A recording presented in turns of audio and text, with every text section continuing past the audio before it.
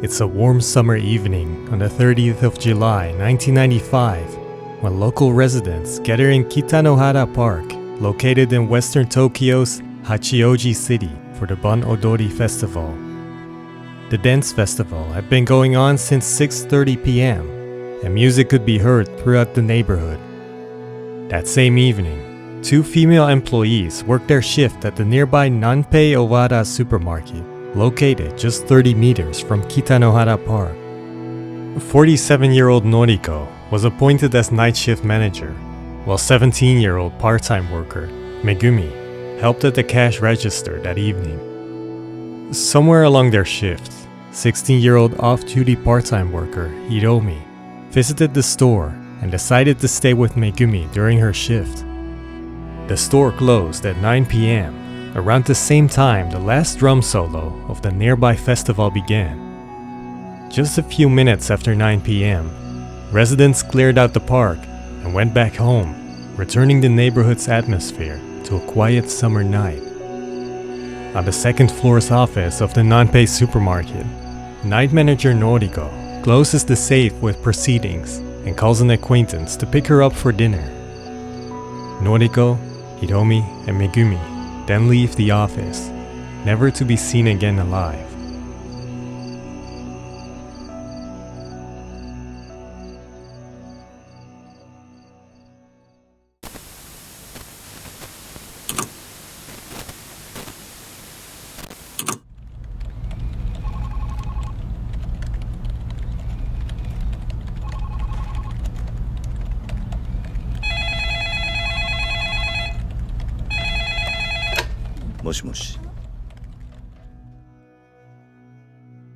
On the evening of the 30th of July, just a few minutes after 10 p.m., an emergency call was made to the police station by an officer from a local police box nearby Kita Hachioji station. A man and woman had come to the police box to inform the officer they had found 3 bodies in the upstairs office of the nearby Nanpei Owada supermarket. The man identified himself as an acquaintance of Noriko. He had grown suspicious after waiting for Noriko in a Nanpei supermarket parking lot. After visiting the restaurant he and Noriko had planned to go to, he returned to the Nanpei supermarket with the female owner of the restaurant to look for Noriko. When they entered the office, they were met with the gruesome scene of the bodies of the 3 employees.1995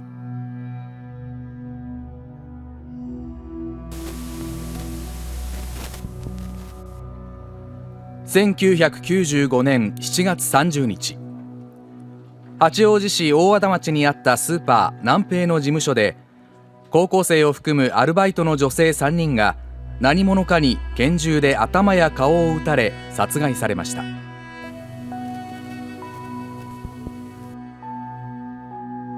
The Nanpei office was positioned on the second floor of the supermarket and could only be reached from the outside staircase overlooking the parking lot. The layout of the office was reconstructed by police in the form of a 3D model.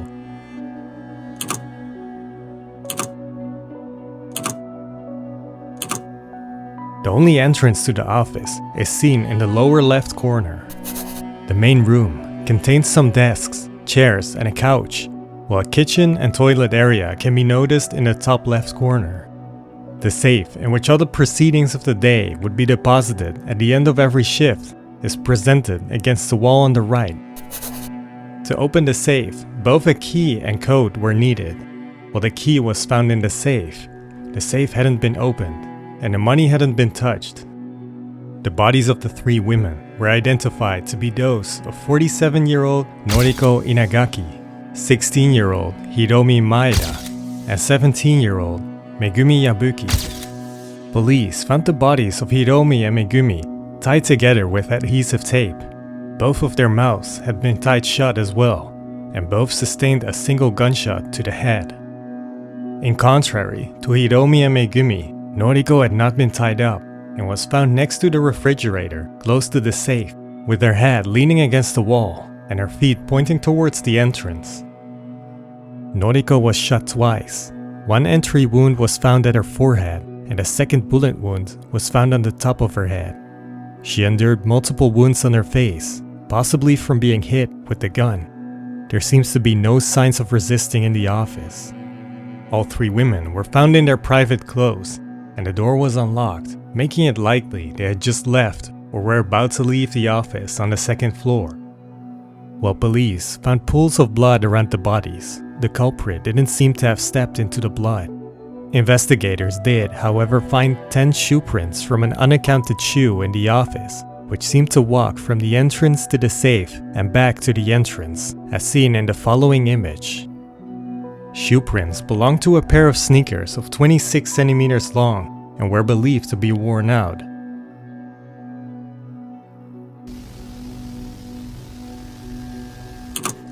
警視庁は現場に残されていた足跡を手がかりに犯人が履いていたとみられる2種類の色違いの靴合わせて9足を公開しました。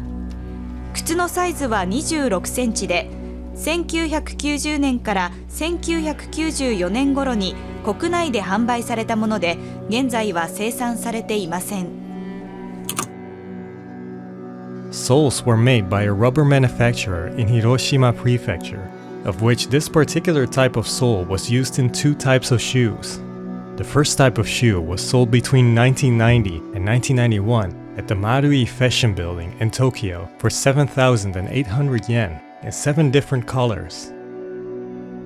The second type of shoe was sold between 1993 and 1994 at Barco stores in Hachioji and Chofu for 12,000 yen in either black or white.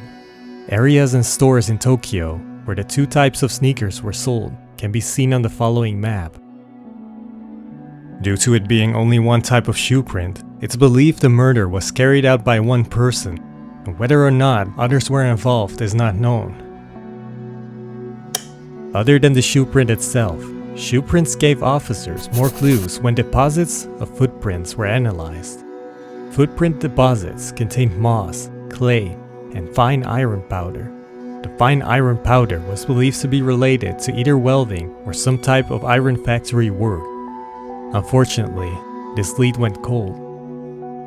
Investigators did, however, find other clues for possible leads, one of which was found on the adhesive tape used to tie Megumi and Hiromi. The tape contained a few partial fingerprints and sweat, of which mitochondrial DNA, different from those of the victims, was found.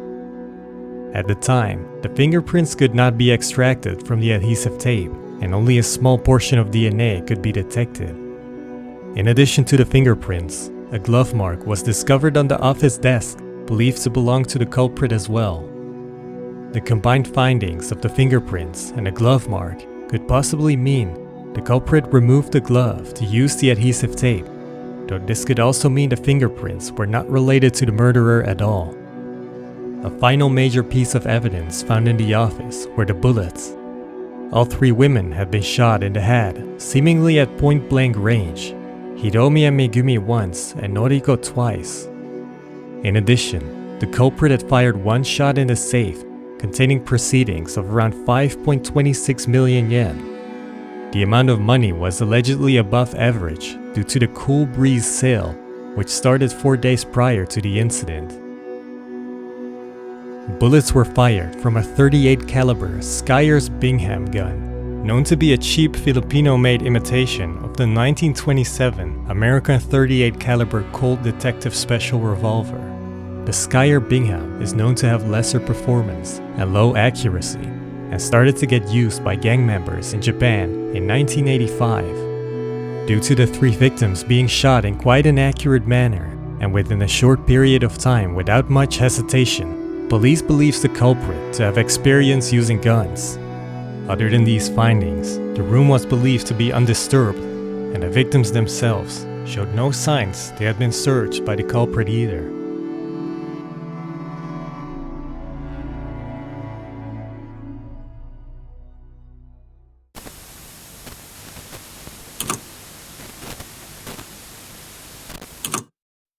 Investigators turned to those who visited the Nanpei Owada supermarket and surrounding area around the time the incident happened. Based on eyewitness accounts and clues found at the scene, the following timeline can be constructed of Sunday, July 30th, 1995.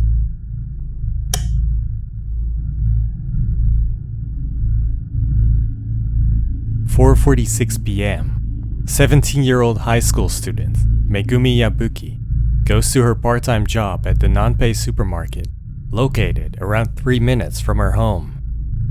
2 minutes later, at 4:48 p.m., 47-year-old night store manager Noriko Inagaki is dropped off by a male acquaintance by car. Before leaving, they make plans to go out for dinner after Noriko's shift. Noriko and Megumi work their shift from 5 p.m. to 9 p.m. as part of the last day of a 4-day cool breeze sale at the Nanpei supermarket, which meant there were more customers than usual. Noriko was in charge of register number 3 and was responsible for depositing proceedings in the second floor's office safe.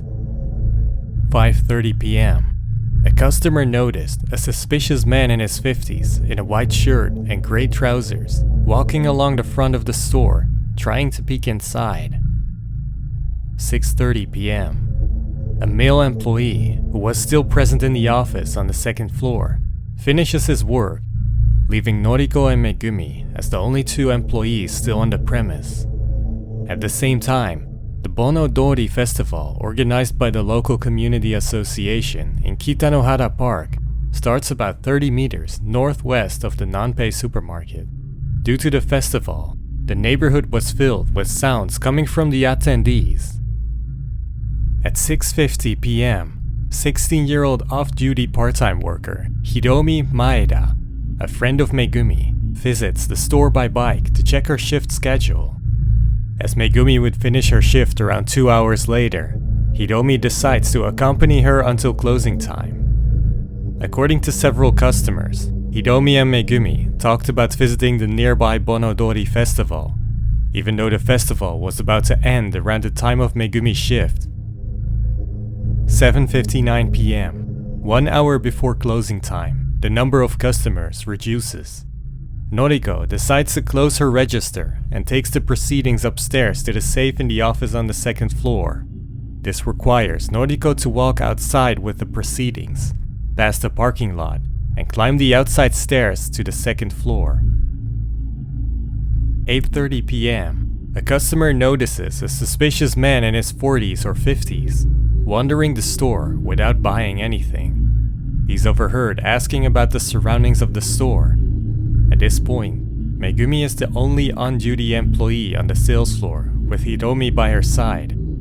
In the meantime, Noriko is in the back office on the second floor. 15 minutes later, at 8:45 p.m., a man was seen driving a white passenger car in front of the Nanpei supermarket, looking inside from the driver's seat. 8:51 p.m. Noriko closes the cold insulating curtains of the meat section in preparation of closing the store. A customer had noticed all 3 women were at the sales floor, and both Noriko and Hiromi were set to talk to customers at the time. In addition, a receipt shows Hiromi purchased milk and eggs just before closing time. 8:56 p.m. A man and woman were seen paying for their groceries. They are believed to be the last customers of the day. The man was about 177 centimeters tall, with a somewhat rough appearance. The woman had straight hair down to her shoulders and was wearing a dark dress. The pair bought yakisoba, fruit, and okonomiyaki for 1,754 yen, after which they left in a white sedan parked in the parking lot. The police hasn't been able to identify the 2 up until now. 9 p.m. The Nanpei Owada supermarket closes. Megumi takes the money of Register 2 upstairs to the back office. It's believed Noriko took the proceedings and locked them in the safe. Around this time, the finale of the Bon Odori festival had started. At 9:06 p.m., Noriko turns off the light of the sales floor and closes the door. At the same time, a local resident who parked his car in the Nanpei parking lot notices a suspicious man in the passage next to the supermarket. According to the local, the man turned his face downwards and left the premise as soon as the light of the local's car turned towards him. Investigators consider the possibility that all suspicious people seen around the store throughout the evening may be the same man. At 9:07, the Bon Odori festival finishes. Around 8 minutes later, phone records show Noriko made a call from the office phone to the acquaintance that dropped her off earlier. According to the acquaintance, he was asked to pick her up to go out for some dinner. Immediately after Noriko's call, the office security system was activated and the office entrance was locked. It's believed that 3 women left the office at this time. 1 minute later, at 9:16 p.m., the security system was activated again, and records show the door was unlocked once more. It's believed the women left the office and had just gone down the stairs leading up to the office, after which they were forced back inside at gunpoint by the culprit. 1 minute later, at 9:17 p.m., a nearby high school couple heard the sound of several gunshots in the direction of the Nanpei store.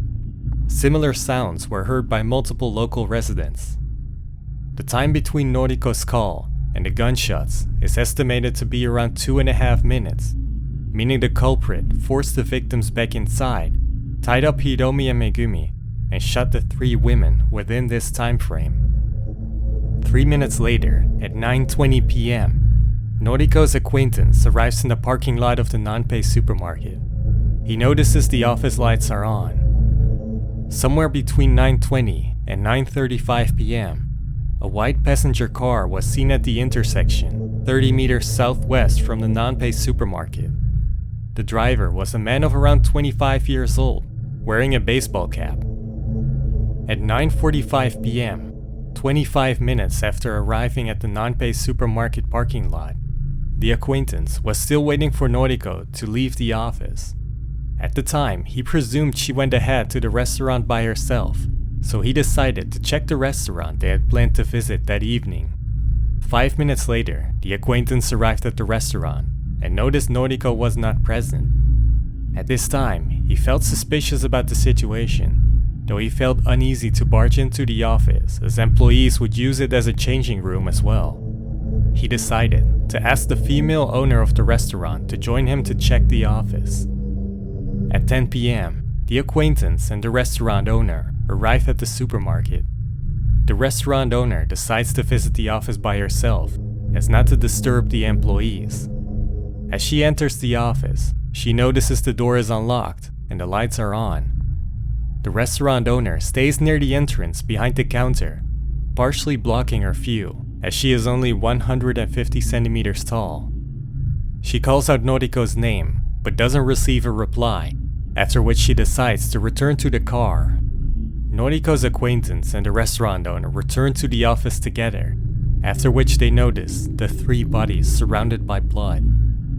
Both decide to run to a nearby police box in front of Kita Hachioji station to inform the officer of the crime scene. At this point, an emergency call is made to investigators at 10:08 p.m.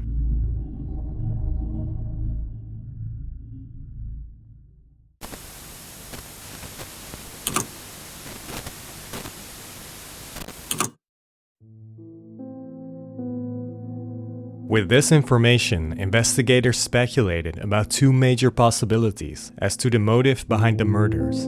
Let's go over both theories and the arguments for and against these possible motives.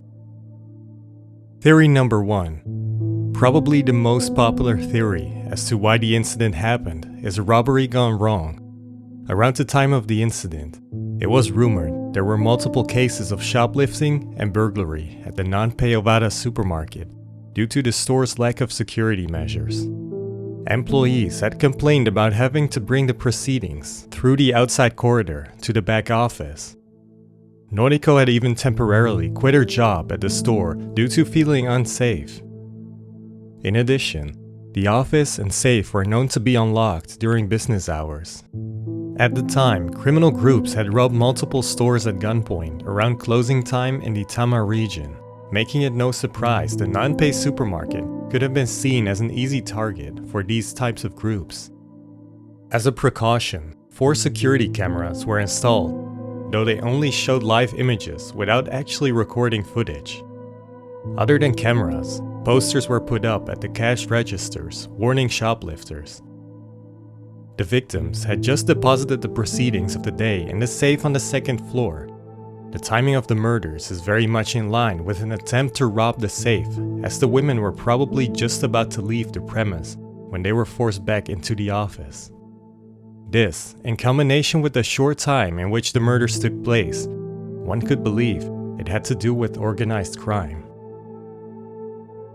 While Megumi and Hiromi had been tied up, Noriko, who knew how to open the safe, wasn't tied up and had multiple wounds on her face, suggesting the culprit may have tried to force her to open the safe.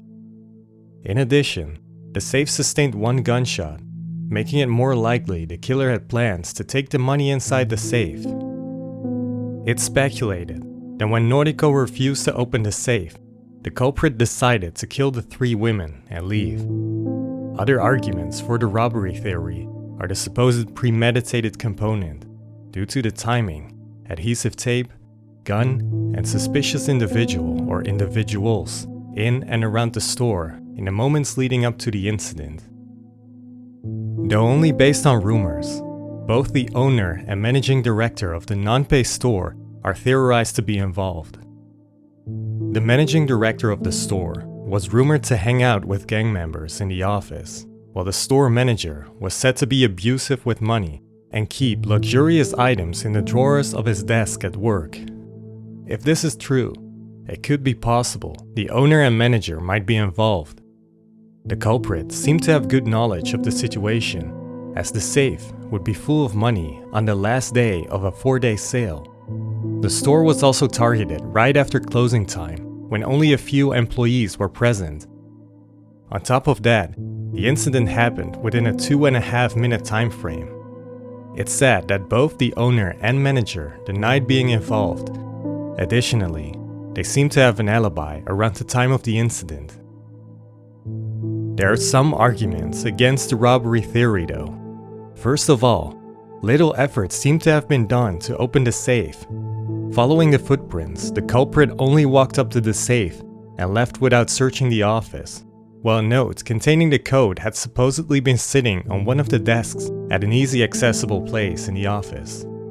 The women themselves had not been searched for any money or valuables either. If money was the only driver for the culprit, killing the 3 women seems excessive. Even so, why would the culprit not spend more effort on searching the office and the victims, instead of simply leaving after shooting the women? Theory number 2. Another theory seems to be that the killer would have a grudge against either the employees or the Nanpei supermarket. The purpose of the incident might have been to kill one or all the women involved. After all, no money or belongings were taken, and there were no signs the culprit had even tried to search the office at all. Looking at the footprints left behind, the culprit seemed to have acted quick, tracing back Noriko's skull until the moment the gunshots were heard. The culprit would have killed the women within 2.5 minutes. The culprit then may have left quickly, since he hadn't stepped in any of the victims' blood and wasn't seen by Noriko's acquaintance, who arrived in the parking lot 3 minutes after the gunshots were heard. The ruthless and relative quick kills made some speculate that there was some kind of intent to kill in the first place, which makes the grudge theory somewhat more likely. After extensive investigations by police, there were no signs anyone would have a grudge against the supermarket itself or the 2 part-time high school employees. Noriko, on the other hand, had been a popular hostess at the Kohaku Club in Hachioji, after which she opened a snack bar called Wakao in downtown Hachioji. It was rumored she had money and relationship trouble in the past.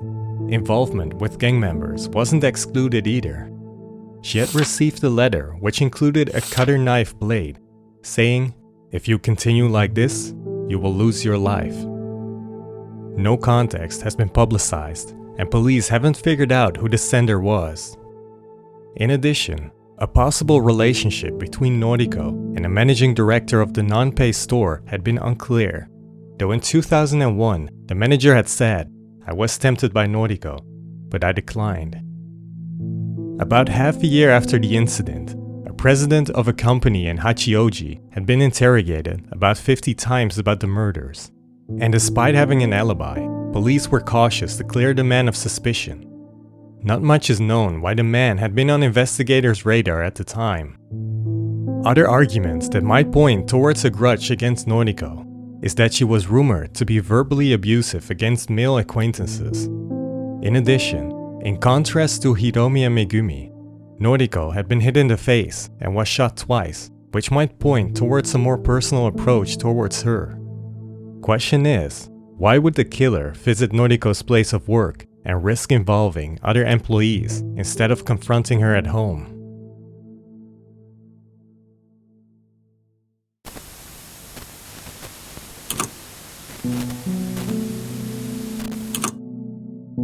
Violent gun attacks are relatively rare in Japan due to strict gun control laws, though a few months prior to the Nanpei murders, another high-profile gun-related case took place.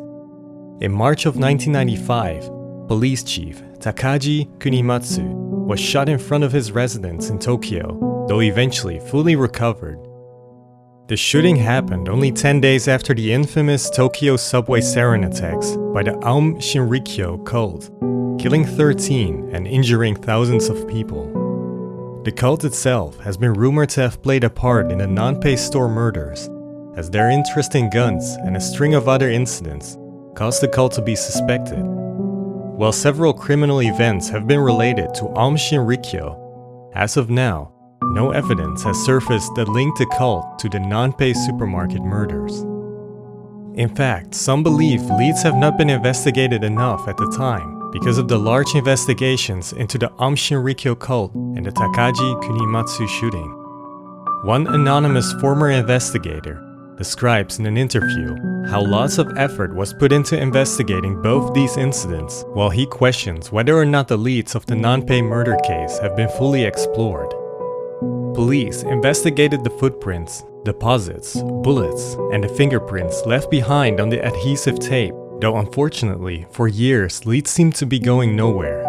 Until 6 years later, on the 22nd of November 2001, according to an article in the weekly Bunshun, a letter from a gang member to an acquaintance at another detention center contained information about the Nanpei murders. In the letter, it suggested the younger brother of the gang member was involved in discarding the weapon used. He then goes on to name the person who he believes is the killer. The letter states the motive of the crime was the money in the safe. As far as public information goes, nothing has ever come of this particular lead. 2 years later, in 2003, several Japanese newspapers report a man in his 70s called Yasushi Nakamura held for an attempted bank robbery in Aichi Prefecture in 2002 may have been involved in the Nanpei murders. The man had repeatedly robbed banks with a handgun and had attacked cash transport vehicles. In monthly magazine Shinsho 45, the man allegedly called himself the culprit to police chief Takaji Kunimatsu's shooting, though denied he had anything to do with the Nanpei supermarket murders. Though in 2007, the man declared defamation against the article and said there was no reason the allegations are true. While he might not be guilty of Chief Takaji Kunimatsu's shooting, some arguments point towards him being involved in the Nanpei supermarket murders. One suspicious fact is that streak marks on the bullets the man used in a robbery of the Osaka Kosei Shinkin Bank in 1997 are very similar to those on the bullets found at the Nanpei crime scene. In addition, the man was living in the Hachioji area at the time of the incident. Probably one of the most promising leads until now reached investigators in the summer of 2009. Teruo Takeda, a Japanese death row inmate in China who was arrested for possession of illegal substances, claimed he had information about the Nanpei supermarket case. In September of 2009, Japanese investigators traveled to China to hear the man out. Takeda had been in a mixed Chinese-Japanese robbery group. He mentioned a Chinese man in his robbery group who may have known the perpetrator of the Nanpei case. After their visit, Teruo Takeda was executed at Dalian prison on April 9th of 2010. Police identified the man he was referring to as Liang He, originally from Fujian province, who was deported back to China after being caught staying illegally in Japan in April of 1994. That same year, he illegally entered Japan again, though he left Japan in 2002 using a false Japanese passport.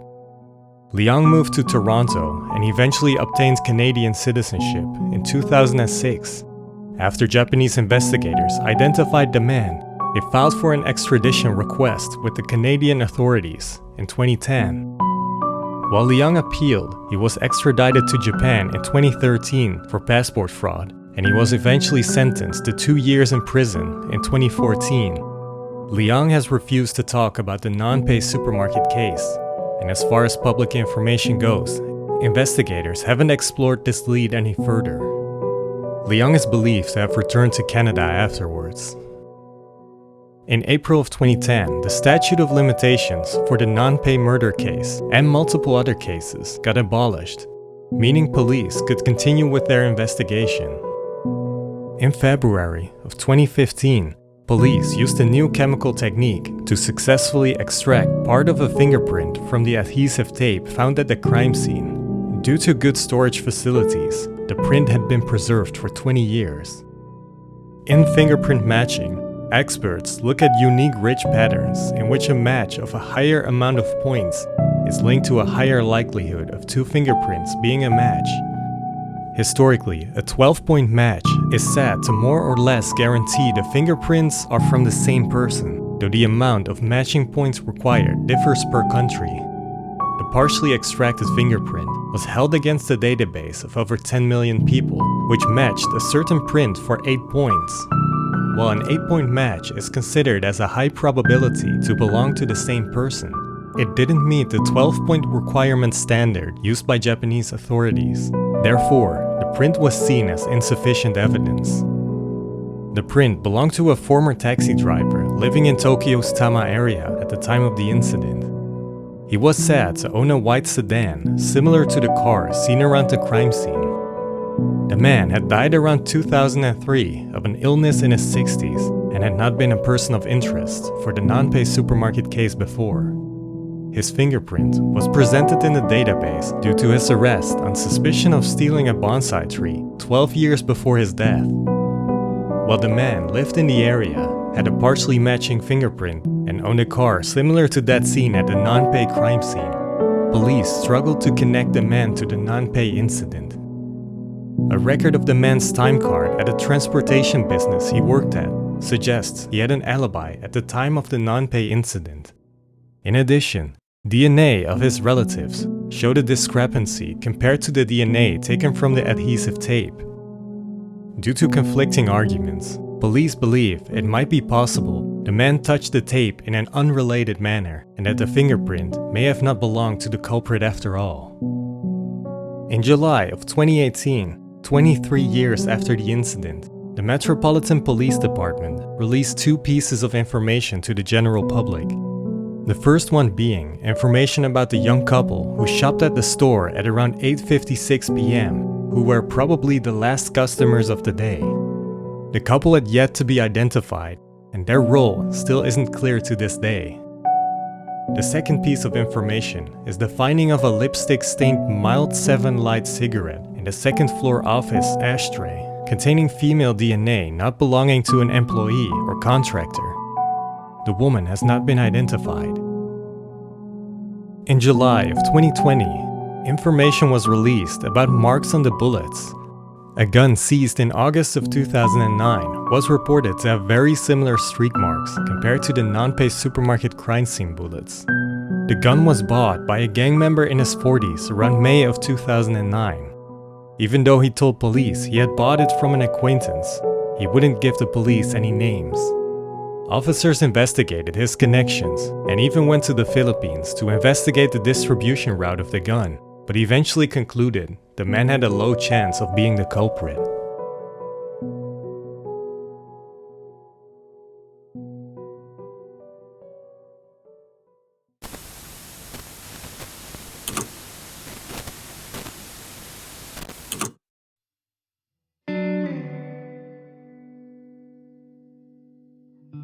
This case, together with the Junko Kobayashi murder case in 1996 and the Setagaya family murder case in 2000 are amongst the 3 major unsolved Heisei cases under the jurisdiction of the Metropolitan Police Department. Like the other 2 cases, the Nanpei supermarket murder case is included in investigations that provide public-funded reward money for those who provide information leading police to the culprit. A maximum amount of 6 million yen is reserved for the right information. With this incentive, officers hope those with information will come forward, such as information about the last 2 customers before the murders, or possibly attendees of the nearby festival. In July of 2021, the investigator being in charge of the case for more than 10 years, Shigeru Iwaki, who was then at the point of retirement, talked about the case. 非常にこの長期化してしまって、その時から時が止まってますんで、ご遺族の方にはね、大変苦しい思いをさせてですね、本当に申し訳ないと思ってます。またそれと同時に先輩方もやって、私もやってますけど、悔しい思いというのはですね変わりませんし、まだ私も残された期間ありますので、全力で頑張りたいというふうには思っております。In memoriam of Megumi Yabuki, multiple friends at their high school set up an organization which pushes towards eradication of firearms and teaches at schools about the consequences of gun use. In addition, every year classmates and teachers gather for a memorial service for Megumi Yabuki. Even though the incident happened more than 28 years ago, and the chances of finding possible witnesses and suspects is getting smaller, police is still investigating this gruesome murder. The supermarket was renamed to Himawari, but closed in 1998 and was eventually taken down. All that remains of the crime scene is a parking area with a sign reminding us what happened on July 30th, 1995. May Hiromi, Megumi, and Noriko rest in peace. If by any chance someone watching has any information about this case, please contact the Hachioji Police Station Investigative Headquarters using the following channels.